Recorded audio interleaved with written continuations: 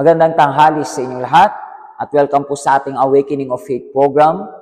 At narito na naman tayo para sa isang makabuluhan na programa na kung saan gigising ng inyong pananampalataya. At dahil dito ay pwedeng magbigay ito ng mga dakilang mga biyaya sa iyong buhay. Kaya pakiusap, tumutok ka. At kung maaari, handa mo isang bote o baso ng tubig. Dahil mamaya sa ating prayer of agreement, yan ay babasbasan ni Pastor. At kapag ininom mo yan ay pwedeng magbigay sa iyo ito ng pagpapala. Kung ikaw din na may mga problema, ay pwede mong ilagay dyan ang iyong prayer request sa comment section dahil yan din ay ipapanalangin ng ating pastor. At mag-agree na matanggap mo din ang banal na Espiritu. Kaibigan, kung maaari, ihanda mo rin ang iyong Biblia para pag may binasa tayo mamaya, pwede mong i-highlight at i-meditate mo sa buong araw. At kung ikaw ay kailangan ng kausap, nandyan lang po yung helpline natin. Mag-message or tumawag po kayo.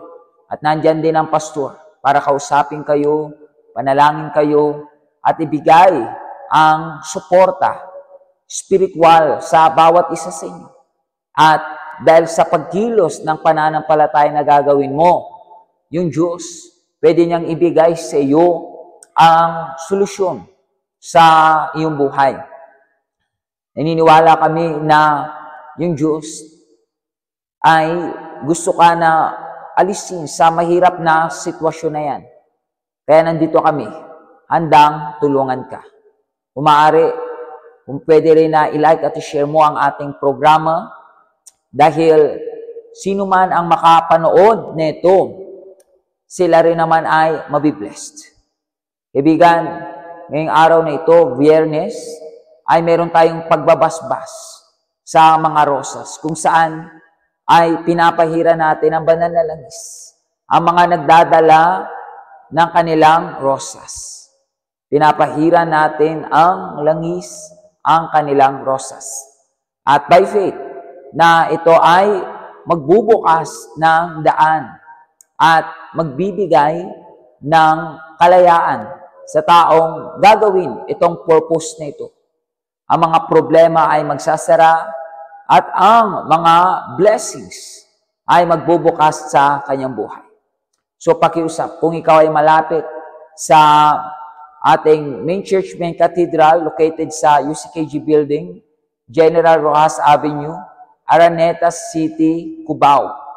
So, magpunta ka at pwede mong i-scan yung QR code or magpunta ka sa addresses ng ating simbahan at doon ang malalaman mo ang pinakamalapit na UCKG Health Center sa iyo. Magpunta ka, dalang rosas, papahira natin ang banal na langis yan at yan ay magagamit mo bilang sandata para talunin ang lahat ng trabaho ng masama. So kaibigan, magbabalik tayo sa ating Awakening of Faith program at panoorin ninyo itong napakalakas na testimony. Lagi po alak at sigarilyo ang kasama ko sa buhay. Nangyari po yun since 17 years old po ako.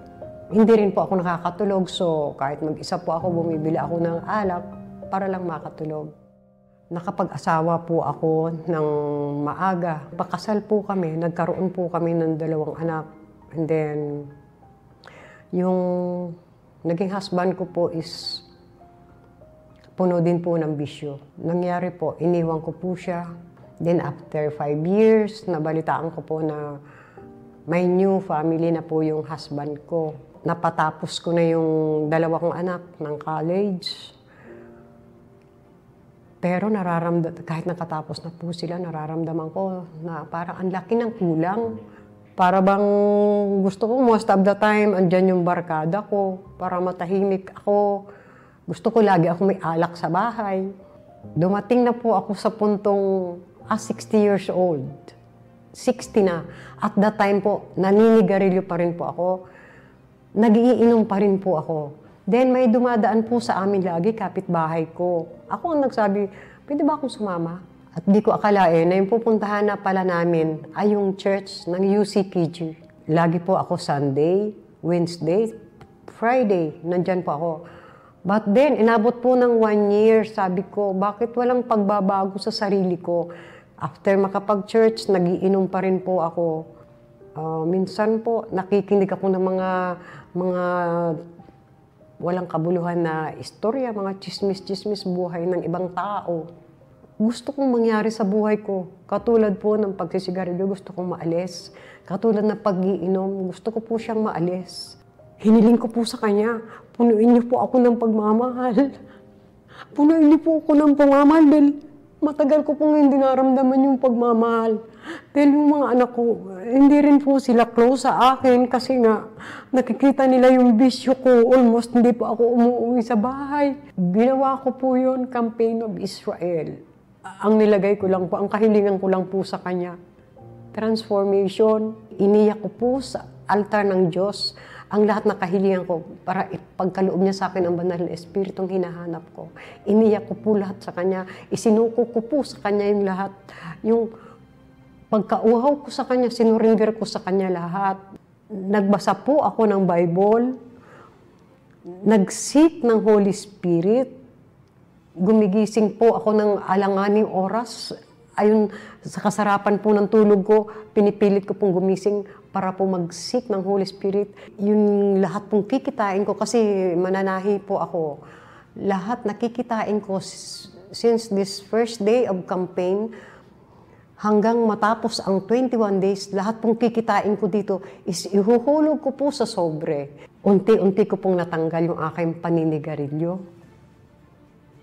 Unti-unti ko pong natanggal yung aking pag-iinom at lahat na bisyo po, tulad ng marijuana, natanggal ko po yon. After ilang buwan po, pinuno niya po ako ng pagmamahal. Ibinigay niya po sa akin yung banal na espiritu. Yung nagawa po ng banal na espiritu sa buhay ko, sa family ko, higit sa lahat po, yung forgiveness, yung pagpapatawad ko po sa mga taong nagkasala sa akin. Nakita ng anak ko na hindi na ako naninigarilyo, hindi na ako umiinom. Hindi ko po siya, yung anak ko, hindi ko sinabihan na tumigil ka na. Kusa rin po siyang natigil dahil hiniling ko po sa Panginoon na magkaroon po ng harmony yung pagsasama namin. Tumawag din po ang father niya. At that time po, puno na po ako ng banal na espiritu. Sinabi ko po sa kanya, okay, buong puso kitang pinatatawad. Huwag kang mag-alala. Pinatatawad kitang buong buo. Ipinagkasama ka na rin sa mga prayers ko. Pati yung second wife niya, kinausap ko, wala kayong alalahanin sa akin, pinatawad ko na kayo. Then, nag-pray kami. Nag-pray kami through phone. Doon ko naramdaman yung sobrang saya ko. Doon ko naramdaman yung lalo akong pinuno ng pagmamahal ng Panginoon sa pagpapatawad ko sa ginawa kong pagpatawad sa asawa ko. After ko makapag-pray sa gabi, paghiga ko, napakasarap ng tulog ko. At pag gising ko na umaga, excited na naman ako.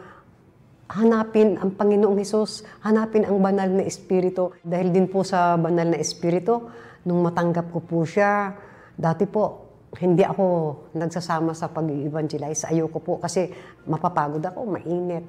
Pero po, nung pinuspos ako ng banal na espiritu ng Panginoong Hesus, ako na po yung nagkukusa, ako na po yung nag-volunteer na mag-i-evangelize ako, although hindi sinasabi ng pastor. Talagang mag-i-evangelize po ako, and even nasa bahay po ako, mga client ko po. Hindi po nangyayari na sa isang client na hindi ko po ma-share ang Word of God. Kung anong banal na espiritu meron ako, kung alam nila yung desire kong mai-transfer ko rin po sa kanila yung nararamdaman ko.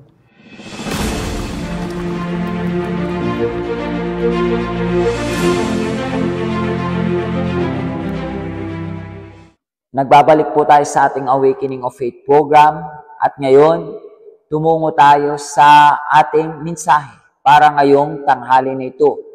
Gusto ko na basahin sa inyo kung ano ang nakasulat sa aklat ng Exodus sa chapter 32 verse 4. 32 verse 4. Nakasulat yan. At tinipon ni Aaron ang mga ito at tinunaw at hinugis na baka.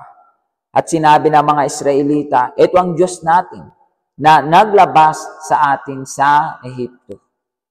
Naisip nyo ba kung bakit na hugis baka yung ginawa nilang Diyos-Diyosan? Kung saan dahil dito si Aaron at ang bansang Israel ay nagkasala sa harapan ng Diyos dahil sa kanilang pagsamba sa Diyos-Diyosan. Pero bakit nga na itsurang baka yung kanilang ginawa? Kasi kung hindi nyo alam, for 400 years, ang mga Israelita ay nanirahan sa Egypt. Siyempre, kanilang nalaman yung mga paniniwala ng mga Ehipsyo. Ito man ay sa tradisyon, kultura, relihiyon, ang kanilang mga paniniwala, etc. So, lahat yun ay natanim sa isip ng mga Israelita. At marami nga sa kanila ay naniwala sa mga bagay na ito. At even yung Diyos na inilabas sila sa Egypt at dinala sila sa bundok ng Sinai, pero kahit na hindi pa rin ito binago ang pag-iisip ng mga Israelita. So, nung nagkaroon sila ng pagkakataong gumawa ng Diyos-Diyosan, ginaya nila ang imahe ng Diyos ng mga Ehipsyo na si Apis. Isang Diyos-Diyosang baka na meron paniniwala nila doon sa Egypt. At yun din yung pinaniwalaan ng mga Israelita na dahil sa imaheng baka na yun ang kanilang naging Diyos-Diyosan na magdadala sa kanila sa isang buhay na masagana.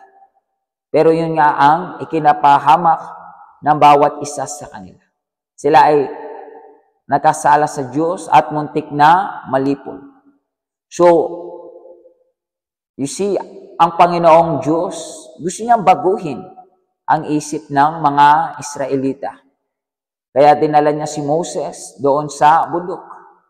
And for, sabi natin, 11 to 12 chapters, ang Diyos ay nagsalita kay Moses doon sa taas ng bundok ng Sinai para ituro ang kanyang mga kautusan kay Moses at later on ituro ni Moses sa bansang Israel. Kaya ginawa yun ng Diyos para, yun nga, baguhin ang pag-iisip ng mga Israelita. So, ganun din dapat ang bawat isa sa atin. Halimbawa, this coming Sunday ay aakyat tayo sa altar para magsakripisyo. At isa bagay na kailangan nating isacrifice ay yung ating lumang pag-iisip. Oo, yan man ay mga pag-iisip patungkol sa kultura, tradisyon, relihiyon, o mga paniniwala ng mga matanda, pamahiin, etc. Kung ito ay hindi kalooban ng Diyos, kailangan natin ito na talikuran. Sino man walang pag-iisip ng Diyos o hindi nila kinokonekta ang kanilang isip sa salita ng Diyos, so sa kanila, hindi nila pwedeng matanggap ang bautismo ng banal na Espiritu. So, isa sa mga kailangan natin gawin para talagang matanggap mo ang bautismo ng banal na Espiritu ay talikuran na. Kalimutan na ang mga lumang pag-iisip mo. Mga hindi magandang mentality. Mga kaisipan lamang at paniniwala lang ng mga tao. Wala tayong dapat paniwalaan sa mundong ito, maliban lang sa salita ng Diyos upang masunod natin ang kalooban ng Diyos. Nakasulat nga dito sa aklat ng Roma, sa chapter 12, verse 1, ay ganito. Babasahin ko. Kaya nga, mga kapatid, nakikiusap ako sa inyo alang-alang sa maraming pagkakataong kinaawaan tayo ng Diyos. Ibigay nyo sa Kanya ang inyong mga sarili bilang mga handog na buhay, banal at kalugod-lugod sa Kanya. Ito ang tunay na pagsamba sa Kanya. At huwag ninyong tularan ang mga pag-uugali ng mga tao sa mundo. At hayaan ninyong baguhin kayo ng Diyos sa pamamagitan ng pagbabago ng inyong mga isip, para malaman ninyong ang kalooban ng Diyos, kung ano mabuti, ganap, at kalugod-lugod sa Kanyang paningin. So dito, nakasulat na, ibigay natin, ihandog, o isakripisyo natin ang ating buong buhay sa kamay ng Diyos. At dito, pinayuhan tayo na hindi tayo dapat magkaroon ng pag-iisip ng katulad lang ng sa sanlibutan. Bagkus, dapat magbago tayo sa ating pag-iisip. Pag-iisip na ang laman ay ang kalooban ng Panginoong Diyos. Amen? Again, kaibigan, hindi ka pwedeng tumanggap ng bautismo ng Banal na Espiritu kung ang nais mo lang panatilihin o paniwalaan ay ang mga lumang pag-iisip, kaisipan, paniniwala. Kung ang iyong isip ay lang nasa mga bagay lang ng mundo, mga paniniwala lang ng kung sino-sinong tao, so kailangan mong baguhin ang pag-iisip mo. Ituon mo ang iyong sarili sa mga katuroan na nakasulat sa salita ng Diyos. At dahil dito ay pwede mong matanggap ang bautismo ng Banal na Espiritu. Amen? So, magbago ka at, talikuran mo na talaga. At ikaw ay akyat sa altar this coming Sunday kasama ng iyong prayer request na nakalagay sa sobre, kasama ng iyong mga sacrifices, spiritual, physical, financial sacrifice man yan. So, magpupunta ka. At sa loob ng sobre na yan, laman ang mga lumang mong paniniwala o mga pag-iisip. And by faith, yung Holy Spirit ay darating sa iyo. This coming Sunday, sa ating 10 a.m. main service, meron tayong Day of Pentecost. At meron din tayong Lord's Supper.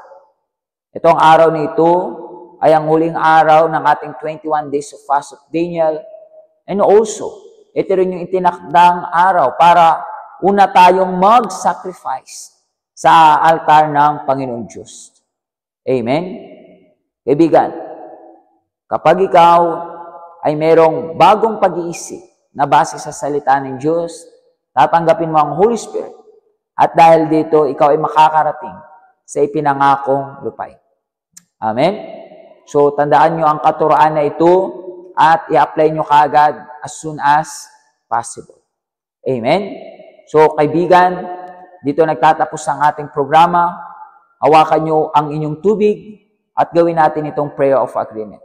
Pagpalain kayo ng Diyos. Ay magandang araw po sa iyo lahat. Narito po kami na iyo pag gumawa ng prayer of agreement. So, maaari nyo ihanda na yung baso ng tubig o yung bote ng tubig at sigurado ako po na ang Diyos ng Himala ay gumawa na yon ng kagalingan at ng kumpletong kalayaan sa inyong buhay. So, nang samang kayo, maaari nyo na yung pikita yung mga mata para sama-sama tayo na yung mananalang sa Diyos. My Father, sa panggalan ni Kristo Jesus, narito po kami na yung Panginoon Diyos sa isang pananampalataya. My Father, na yung tubig na hawakan ng mga tao na ito, Panginoon, gawin mo na yung tubig na ito bilang holy water, Panginoon. At anumang problema, sakit, anumang gawa ng masama espiritu sa buhay ng mga tao na ito, Panginoon. Sa oras na inumin nila yung pinagpalang tubig na ito, Panginoon, kalayain mo sila. Kalayain mo yung mga tao na ito na may depression, na may matinding kalungkutan, na may karamdamang sakit. O Diyos, gawin mo na yun ng pagbabago sa kanilang buhay. Kaya, Panginoon Diyos, idinadetermina namin na yun na ang tubig na ito, Panginoon, ay pinagpala na sa panggalan ni Kristo Jesus. So nang sa man kayo maaari nyo na yung inumin ay yung pinagpalang tubig sa panggalan ni Kristo Jesus. At na yung nang sa man kayo, tanggapin mo na yung iyong kalayaan. Yes, ang lahat ng manggagawa na masama sa inyong buhay, lahat ng problema, lahat ng sakit, lahat ng matinding kalungkutan, lahat ng mga uri ng kasamang sa inyong buhay at sa inyong pamilya. Sa panggalan ni Kristo Jesus, inutusan ka namin na iyo. Ikaw problema sa buhay ng mga tao na ito. Sa panggalan ni Jesus, lumayas ka sa kanilang buhay. Sa panggalan ni Jesus. So na iyong kaibigan, tanggapin mo na yun. Iyong tagumpay. Labang sa lahat ng mga problema sa inyong buhay, tanggapin mo na yung kapayapaan, tanggapin mo na yung kapangyarihan ng Diyos sa inyong buhay. Na yung din, Panginoon Diyos, pinapanalangin ko yung mga tao na sa ayunin ni Daniel na ito at nasa campaign of Israel. Bigyan mo sila na yung Panginoon Diyos at iyong makapangyarihang presensya, ay yung Espiritu Santo para sa ganung Panginoon Diyos, maging sila testimony na iyong kapangyarihan.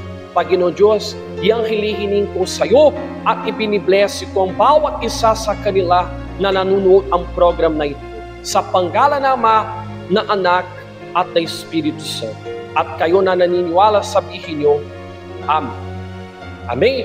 So, naniniwala ko na ikaw po ay pinagpala.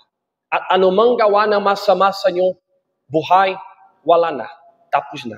Ikaw ay malaya at ikaw ay pinagpala na sa panggalan ni Kristo Jesus. So, alam natin, di ba?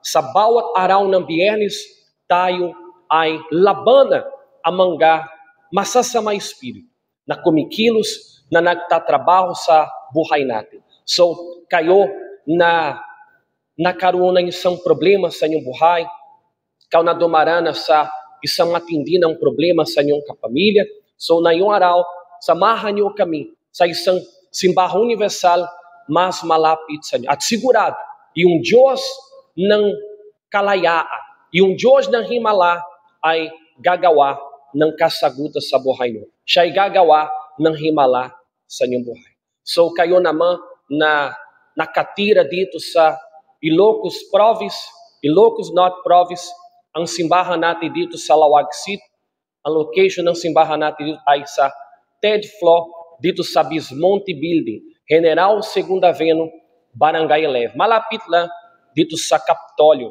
ng Lawag City.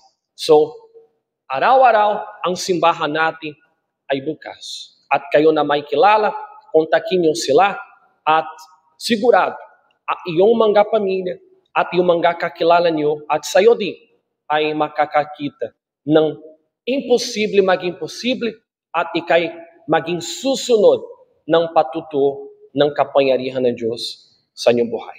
Okay? So pagpalay kayo ng Diyos at makita-kita po tayo sa susunod muli.